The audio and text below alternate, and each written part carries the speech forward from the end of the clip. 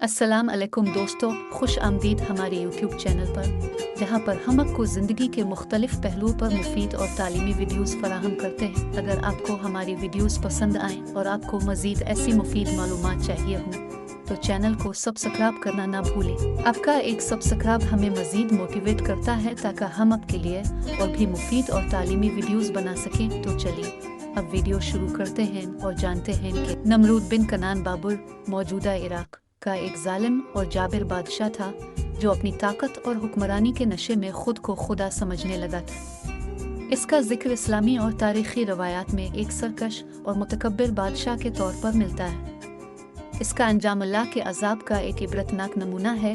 नमरूद हज़रत नूह अलैहिस्सलाम के बेटे साम की नस्ल से था। इसका ताल्लुक इराक के इलाके बाबुल से था जहाँ इसने अपनी बादशाहत कायम की। वो एक जाबिर, जालिम और मुशरिक बादशाह था जिसने लोगों को ज़बरदस्ती अपनी इबादत करने पर मजबूर किया। इसने अपने दरबार में ऐलान किया कि वही लोगों को ज़िंदगी और मौत देता है, यानी वही खुदा है। हज़रत इब्राहीम अलैहिस्सलाम ने तौहीद की तबलीग की और लोगों को अल्लाह की इबादत की दावत दी, जिससे नमरूद को ख़तरा महसूस हुआ।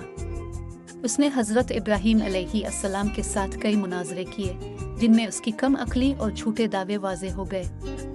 नमरूद और हज़रत इब्राहीम का मुनाजरा कुरान की रोशनी में।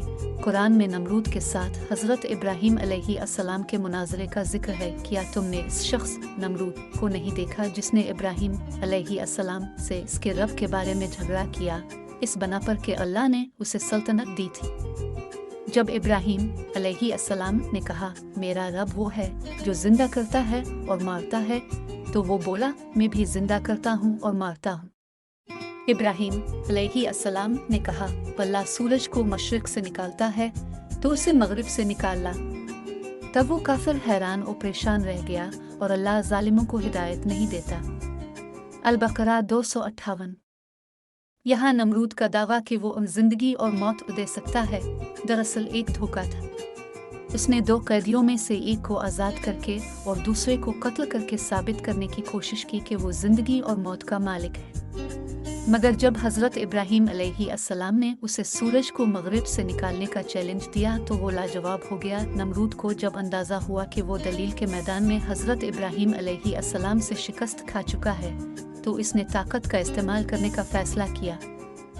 हज़रत इब्राहीम अलैहिस्सलाम को जंजीरों में जकड़कर एक बहुत बड़ी आग में डालने का हुक्म दिया। इतनी बड़ी आग जलाई गई कि लोग उसके करीब भी ना जा सके। लिहाजा हज़रत इब्राहीम अलैहिस्सलाम को मंजनीक, एक बड़ी गिलियल से इसमें फेंका गया, मगर अल्लाह ताला ने आग को हुक्म दिया ये आग सर्द हो जा और सलामती वाली बन जाए। इब्राहीम के लिए लिबाक 69। आग हज़रत इब्राहीम अलैहिस्सलाम के लिए ठंडी हो गई और वो सही सलामत बाहर आ गए। ये वाक़या नमरूद के लिए एक बहुत बड़ी शिकस्त थी, मगर उसके तकब्बुर ने इसे मज़ीद हित धर्म बना दिया। अल्लाह ताला ने नमरूद पर एक मामूली मखलूक मक्खी के ज़रिए अजाब नाजिल किया। एक दिन नमरूद के दरबार में अल्लाह ने एक मामूली मक्खी को भेजा जो इसके नाक में घुस गई।